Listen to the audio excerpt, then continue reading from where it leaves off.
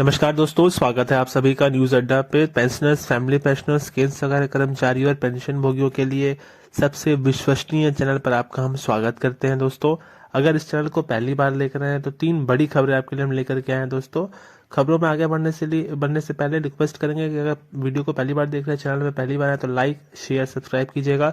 अगर regular viewers है दोस्तों तो आप ऑलरेडी सब्सक्राइब करके रख चुके हैं, तो प्लीज़ हमें ऐसे सपोर्ट करते रहे।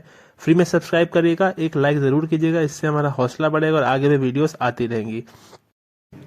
दोस्तों, एक केंद्र सरकार को यह सूचित करने का एक निर्देश है जिसमें कि ये बताया कि केंद्र सरकार को पेंशन से संबंधित एक अपडेट मिली, जिसमें कि केंद्र सरकार ने सूचित करने का निर्देश दिया है कि सभी पेंशन और पेंशन भोगी जो कल्याण विभाग के केंद्र सिविल सेवा पेंशन की 1972 का परिवर्तित करते हुए केंद्र सिविल सेवा नियमावली को अधिसूचित कर दिया। इसके हिसाब से केंद्र सिविल सेवा में मृतक सरकारी कर्मचारी पेंशनभोगी माता पिता को कुटुंब पेंशन का संदाय करने संबंधित है। एटलास फैमिली पेंशन जो है उसको रिलेटेड एक इम्पॉर्टेंट अपडेट आई है जिसको हमने आपसे अभी से शेयर कर रहे हैं।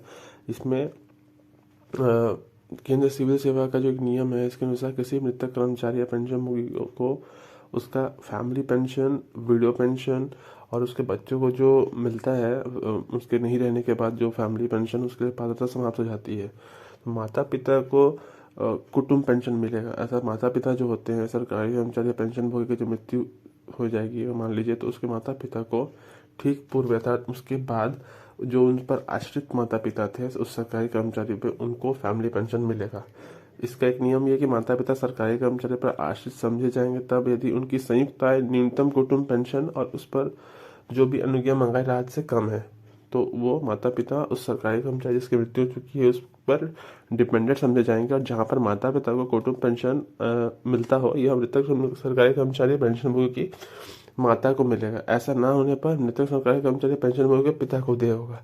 अर्थात अगर किसी सरकारी कर्मचारी की मृत्यु हो चुकी है और उसके माता पिता उस पर डिपेंडेंट है तो उनको फैमिली पेंशन मिलेगा।